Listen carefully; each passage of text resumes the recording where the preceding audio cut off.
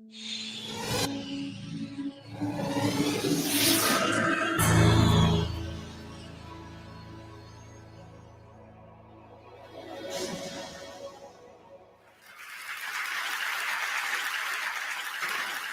was going to ask if there's a doctor in the house. No, I'm just joking. It's interesting because it was 6 years ago when I was pregnant with my first child that I discovered that the most commonly used preservative in baby care products mimics estrogen when it gets in. So what we're doing, guys, we're breaking down the chemical assault on the human organism. We're using clips from Dr. Tyrone Hayes and his colleague Penelope, and many more when it comes to the information that is necessary for us to understand what is happening to this human organism and why we've been exposed to so many different chemicals and how these chemicals are infecting us at the biological level, changing our hormonal balances and disrupting the functioning of our hormones. Allow us to continue. Into the human body. Now, it's very easy actually to get chemical compound from products into the human body through the skin, and these preservatives had been found in breast cancer tumors. That was the start of my journey to make this film, Toxic Baby, and it doesn't take much time to discover some really astonishing statistics with this issue. One is that you and I will have between 30 to 50,000 chemicals in our bodies that our grandparents didn't have. And many of these chemicals...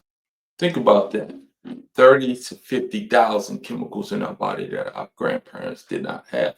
And these are man-made chemicals, and they're causing havoc amongst the health of this human organism. Nothing happens in a vacuum. We're not just being diagnosed with these diseases because we have better technology. We are developing these diseases because we've been exposed to some toxins that have been made by man in order to bring about a convenient lifestyle and to make profit in many instances. So allow us to continue to check Penelope out. Chemicals are now linked to the skyrocketing incidence of chronic childhood disease that we're seeing across industrialized nations. I'll show you some statistics. So, for example, in the United Kingdom, the incidence of childhood leukemia has risen by 20% just in a generation. Very similar statistic for childhood cancer in the US. In Canada, we're now looking at 1 in 10 Canadian children with asthma. That's a 4-fold increase. Again, similar story around the world. Again, these cases are not just happening. These things are happening because we have been exposed to situations that and chemicals that are enhancing the likelihood that we will come down with a specific disease. And these things can be altered and combated if we understood and knew better. But most of us do not understand and know what's going on. And this is why we are inhaling, ingesting, and taking in chemicals that are literally reshaping the hormonal structure of our organism, causing dysfunction and disease. And we're going to go on to this next clip, and we're going to deal with Dr. Tyrone and what he's talking about when it comes to this and the male organism. Specifically, we're talking about testosterone, all right? Allow us to check out. This are your testes, you should make testosterone. Testosterone's a portmanteau. You know, I learned that word at age 49. So when you put two words together, like smoke and fog, you get smog. Twist and jerk, you get twerk. Testosterone means testicular hormone. It's literally the male hormone. But we hypothesized that this atrazine turned on an enzyme aromatase that caused the testosterone to be converted to estrogen. And if you're a male, that means that you're using up your testosterone so you don't make sperm, but it also means that you're making the female hormone when you shouldn't be. So take that into consideration. Really understand what has been said by Dr. Tyrone Hayes. Again, Dr. Tyrone Hayes is a biologist out of UC Berkeley, and he was commissioned by Syngenta, one of these big herbicide companies, pesticide companies, back in the 1990s to study the effects of atrazine on the wildlife surrounding the areas and the crops that were being sprayed by Syngenta, losing atrazine and the runoff water where these particularly frogs were living. And what Dr. Tyrone Hayes found out was that being exposed to atrazine not only changed the behavior of the male frogs, making them want to mount other males, but it also actually started to change the actual biology of the male frog. And the male frogs were producing eggs. Biologically born male frogs exposed to atrazine were producing eggs. And you just saw the graph of what atrazine does to testosterone in the male human organ, creating the enzyme aromatase, which then converts itself into estrogen, meaning our body is making more estrogen, less testosterone, causing havoc within the male organism. Allow him to continue in just a second. All right. Let's listen to him, hear what he has to say. Then I started to think we published that. We published that in Proceedings in the National Academy of Sciences and Nature, very prestigious journals that'll get you a tenured professorship at a place like UC Berkeley. But journals that, as my mom says, how important can it be? Barnes and Noble's never heard of them. And I started to think, though, about how my work might imply things beyond frogs. So this is a pond in Lake Nabugabo in Uganda, where I started to think that this agricultural runoff might not only affect the frogs and the fish, but also the other animals that are drinking out of the water, including the humans that collect their drinking and cooking water from this same source.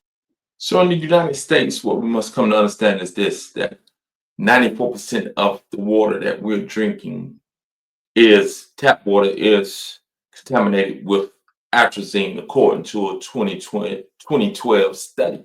And this is something that has been very concerning to me, understanding what the effects that atrazine has, particularly on the male organism. Allow me to pull up some information right here and read to you a few things that are coming to light when it comes to this situation. All right, I'm gonna make this bigger so that we can check it out and allow it to be read as is. All right, so let's view this for what it is. Now let's read it, and we're talking about the human hormonal integrity as well as the altered sexual orientation that atrazine specifically was notated to cause within these frogs. So allow us to read a little bit of this. And we're talking about atrazine is a herbicide commonly used in agriculture, and its effects on the sex hormones and sexual orientation of frogs have been extensively studied by Tyrone Hayes. Now, he studied this since the 1990s. And a quick little story about that. Syngenta, who commissioned him to do the study, they didn't like the results that he was finding and they didn't want him to publish it. But he ended up publishing those studies and they've been after him ever since. All right, let's finish reading. It said Hayes, a renowned biologist, in his research, Hayes found that exposure to atrazine can lead to abnormal levels of sex hormones in frogs, such as estrogen and testosterone. These hormonal imbalances can disrupt the normal development of the reproductive organs and alter sexual behavior of frogs. Now, this is very important. This is something that you and we must come to realize that these things are not small things when it comes to our health. And we must understand that these things are coming we have been exposed to these things, and these things greatly impact us and impact not only our behavior, but impact us in a way that it is causing diseases and actually altering the sexual orientation, or has the ability and possibility of altering the sexual orientation of the male and female, not just the frogs. We're talking about humans as well, being that atrazine changes the hormonal makeup of testosterone and estrogen in the male and the female. We must look at these things, we must come to understand these things, and we must go deeper into taking care of our bodies, watching what we put into our bodies, and being aware of the dangers that exist, and make better choices in order so that we give ourselves the best chance to live out a optimized life full of joy, full of reward, full of challenges, full of strength, development, love, peace, and happiness. Have a beautiful day.